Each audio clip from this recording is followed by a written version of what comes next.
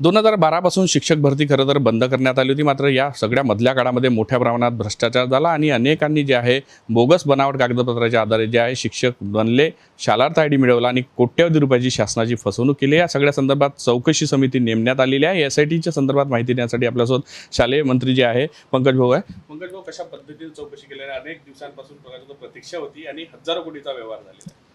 सुरुवातीला नागपूर विभागात उघडकीस आलेला हा शिक्षक व शिक्षकेतर कर्मचाऱ्यांचा भरती घोटाळा आता isakal.com आहे देशातील नंबर 1 ची मराठी न्यूज वेबसाईट. प्रत्येक अपडेटसाठी isakal.com ला नक्की भेट द्या. नंतर हळूहळू लक्षात आलं की याची व्याप्ती संपूर्ण राज्यभर असावी.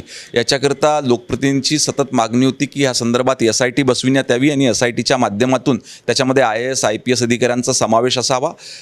विभागानं देखील अधिवेशनाच्या वेळेस घोषणा केली होती आणि त्याच अनुषंगानं आता शासन निर्णय निर्गमित केलेला असून IAS IPS आणि इतर एक शिक्षण विभागाचे अधिकारी असे 3 जणांची समिती त्या ठिकाणी नियुक्त करण्यात आलेली आहे. ही SIT संपूर्ण राज्यभरातल्या शिक्षण विभागात झालेल्या भरतीची चौकशी करते आणि शासनाचा अहवाल सादर करतील. खरं तर यामध्ये मोठ्या प्रमाणात नसत्या गायब आहेत. त्या नसत्या गायब असल्यामुळे त्याचा रेकॉर्डच मिळणार नाही. अशा वेळेस मोठी अडचण जी आहे SIT समोर जाणार नाही. याच्याच करता आपण याच्यामध्ये उच्च स्तरीय अधिकाऱ्यांचा समावेश केलेला IAS दर्जाचे सन्माननीय श्रीकांतजी पुणकुलवार, IPS मनोजजी शर्मा आणि एक शिक्षण विभागाचे मोठे अधिकारी यांचा समावेश करून आपण ह्या संपूर्ण प्रकरणाची सखोल चौकशी करून काही कागदपत्र देखील गायब आहे का त्याचा देखील शोध आपण त्या ठिकाणी घेणार आहोत. याची व्याप्ती किती असू शकते? एक नागपूर शहरातली चर्चा केली तर 1000 कोटीच्या घरात भ्रष्टाचार झाल्याचं बोललं जातं. कोट्यवधी रुपयाचं एरियस असो, ते मधल्या काळातलं जे मिळणारं वेतन असो, सगळं उचललं झालेलं आहे.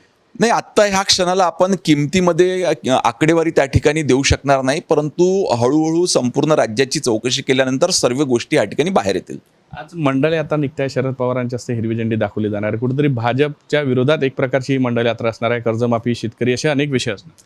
6 महिने आधी झालेल्या विधानसभेच्या निवडणुकीमध्ये महाराष्ट्रातल्या संपूर्ण जनतेने भारतीय जनता पार्टी आणि महायुतीच्या बाजूने त्या ठिकाणी कल दिलेला आपण बघितलं आणि 6 महिन्यात ह्या राज्याचे मुख्यमंत्री सन्मान्य देवेंद्र फडणवीस साहेब यांच्या नेतृत्वात फार अनेक विकासाचे कामं आणि अनेक शासकीय योजना सर्वसामान्य लोकांशी निगडीत ह्या आपल्या राज्य सरकारनं त्या ठिकाणी घोषित केलेल्या आहे. त्याच्यामुळं पूर्णपणे विश्वास हा राज्यातल्या जनतेचा भारतीय जनता पार्टी आणि महायुतीच्या सरकारवर बसलेला आहे. त्याच्यामुळे माननीय शरद पवार साहेबांनी आपल्या पक्षाला किमान स्थानिक स्वराज्य संस्थेमध्ये तरी काही यश मिळू शकते का हे चाचपडण्याकरिता कदाचित हा दौरा केलेला असावा, परंतु त्यांचा हा दौरा अनिरर्थक ठरणार आहे.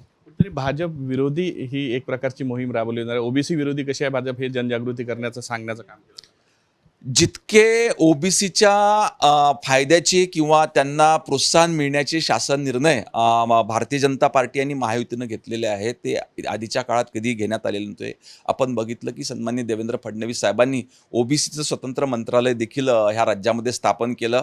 राज्यातल्या प्रत्येक जिल्ह्यामध्ये OBCचं वसतिगृह देखील मंजूर केलं. अशा अनेक प्रकारच्या OBCकरताच्या शासकीय योजना त्या ठिकाणी राज्य सरकारच्या वतीनं राबविण्यात येत आहेत. यासोबतच तुम्ही गृहराज्यमंत्री सुद्धा आहेत. चंद्रपूरचा एक व्हिडिओ येत आहे, जुगार खेळण्याचा तो व्हिडिओ आहे. बाहेरच्या राज्यातून येतात लोक जुगार खेळतात. आजच मला हा व्हिडिओ माझ्या निदर्शनात त्या ठिकाणी आला. ह्या संदर्भात चंद्रपूरचे पोलीस अधीक्षक यांना सूचना देण्यात आलेल्या आहे. संबंधित जे दोषी असतील ते चालविणारे असतील किंवा आमच्या प्रशासनातले जर का काही अधिकारी त्यांच्यावर कारवाई करण्याचे निर्देश त्या ठिकाणी देण्यात आलेले आहेत. पोळासा नेते पुढच्या काळात अनेक ठिकाणी असे जुगार अड्डे भरवले. नाही, याच्यावर पूर्णपणे पोलीस विभागाच्या पोलीस यंत्रणेचा पूर्णपणे वॉच आहे आणि जे काही कोणी चुकीचे अवैध कामं त्या ठिकाणी होतील त्यांच्यावर कारवाई करण्यात येईल. याबरोबर शिक्षण विभागाचे अनेक शिक्षण अधिकारी, गट शिक्षण गट व आणि ब चे सगळे अधिकारी आंदोलनावर बसलेले आहे. काम बंद आंदोलन. नाही, माझं ह्या अनुषंगानं आपल्या राज्यातल्या शिक्षकेतर कर्मचाऱ्यांना आव्हान राहील की त्यांनी कुठल्याही पद्धतीची भीती ह्या संदर्भात बाळगू नये किंवा केवळ यामध्ये जे दोषी असतील त्यांच्यावरच कारवाई करण्यात येईल.